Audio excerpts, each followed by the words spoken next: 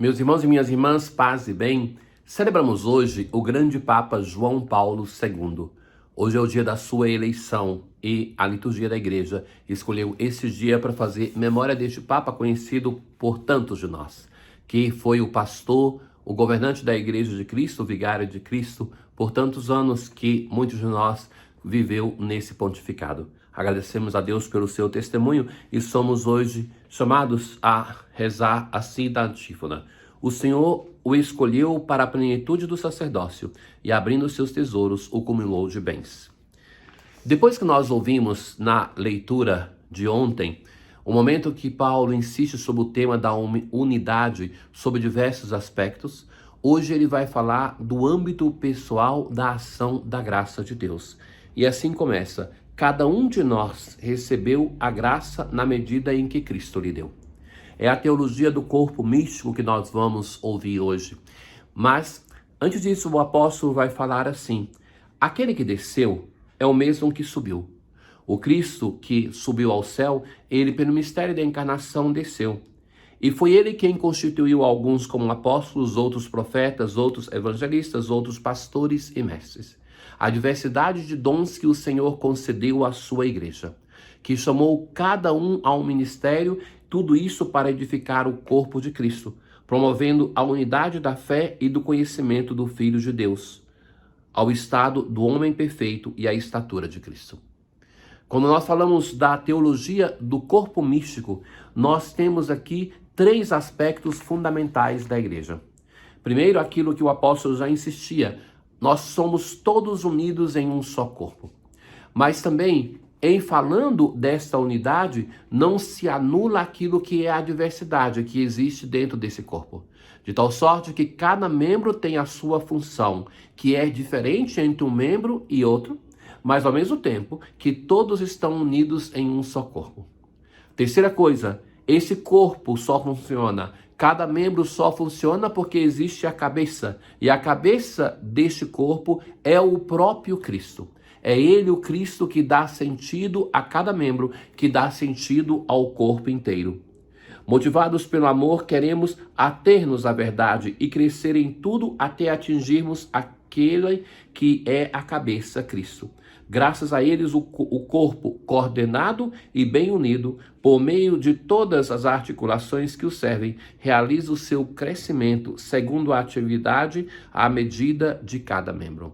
Então existe um crescimento de todo o corpo, mas que existe o crescimento de acordo que cada membro, crescendo junto com o corpo, possa colaborar para o bem-estar de todo o corpo. A teologia do corpo místico, ela é muito importante para compreender a nossa dimensão de comunidade, uma comum unidade em torno do Cristo cabeça, mas também para falar do dom específico que o Senhor concedeu a cada um de nós. Não basta como igreja que sejamos somente um todo, a comunidade, como também não basta que sejamos somente um membro, ainda que um bom membro. É o sentido eclesial que deve também funcionar, que deve ser favorecido. Irmãos caríssimos, nós vivemos um momento que se favorece muito a subjetividade, que cada um é chamado a pensar a felicidade, que é fazer aquilo que quer. E que isso nós projetamos muito também na nossa vivência eclesial. As nossas igrejas, muitas vezes, não são mais comunidades. As pessoas vêm ali somente para receber algum produto, para receber alguma coisa, para voltar para casa na sua relação pessoal com Deus, esquecendo-se que o ser igreja é pertencer a um corpo, é criar um vínculo de comunidade, é ser um corpo, não somente um membro, que pertence à cabeça, que governa todo esse corpo, que é o Cristo Senhor. O salmo de hoje, nós rezamos com o peregrino que vai a Jerusalém, que vibra de alegria. Que alegria, quando disseram, vamos à casa do Senhor. Nossos pés já se detêm, Jerusalém, em tuas portas. Então, esse peregrino se alegra e antes mesmo de já estar dentro da cidade, está nas portas. As portas de Jerusalém, ela tem o rolo pequeno com a Torá, aonde o peregrino passa e toca. E ali ele já vibra de alegria, porque chegou à cidade de Deus. Para lá sobem as tribos de Israel, as tribos do Senhor, para louvar, segundo a lei de Israel, o nome do Senhor. Jerusalém quer dizer a cidade da paz. E para lá, então, a igreja é chamada de Nova Jerusalém por isso, porque nós devemos nos alegrar como membros de um corpo que pertencemos a essa igreja. E quando nossos pés chegam nos umbrais dessa igreja, o nosso coração já vibra de alegria. Na aclamação ao evangelho de hoje, não quero a morte do pecador, diz o Senhor, mas que ele volte, se converta e tenha vida. Trazem para Jesus a notícia daqueles galileus que Pilatos tinha matado, misturando o seu sangue com os sacrifícios que ofereciam. Ora, muitas vezes, quando o povo de Israel ouvia uma notícia triste, e entre nós também, muitas vezes nós pensamos assim, logo nós pensamos o porquê. E pensamos logo que é um castigo porque essas pessoas eram pecadoras, porque então estão sofrendo assim, porque pecaram, se distanciaram de Deus. E Jesus vai dizer assim: vós pensais que esses galileus eram mais pecadores do que todos os outros galileus por terem sofrido tal coisa? Eu vos digo que não, mas se não vos converterdes, ireis morrer todos do mesmo modo. Jesus vai dizer assim que não é porque eram pecadores que estão sofrendo essa situação, mas que todos nós podemos passar pela mesma situação, independentemente da santidade ou da vida de pecado. Mas que cada situação da nossa vida nos convida sempre a uma conversão. Essa conclusão aqui nos chama Jesus. Jesus vai falar ainda de um outro episódio, daquelas 18 pessoas que morreram quando a torre de Siloé caiu sobre eles. E Jesus faz a mesma pergunta e faz o mesmo comentário. Vocês pensam que eram mais pecadores do que todos os outros porque morreram nesse acidente? Não, mas se não vos converterdes, morrereis todos do mesmo modo.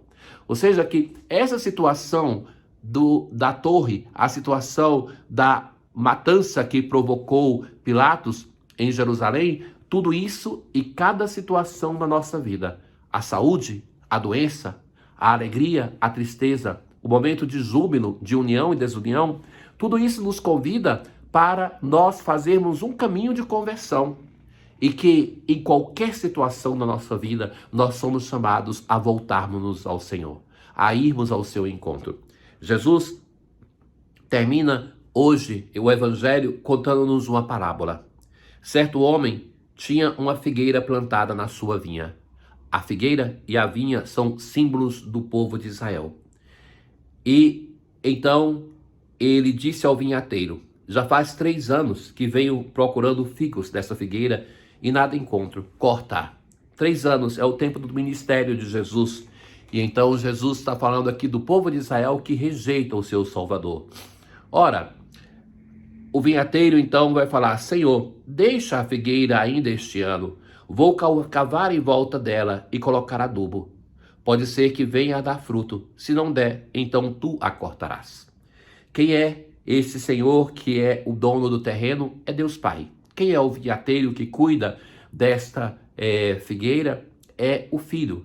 E essa figueira somos nós. Não é somente o velho Israel que se recusou de reconhecer o seu Salvador, mas todos nós que somos o povo do Senhor, somos um novo povo de Israel. O Senhor intercede por nós, ainda vai cuidar, vai cavar, vai colocar adubo, vai cuidar para ver se dá fruto. É sempre tempo de conversão.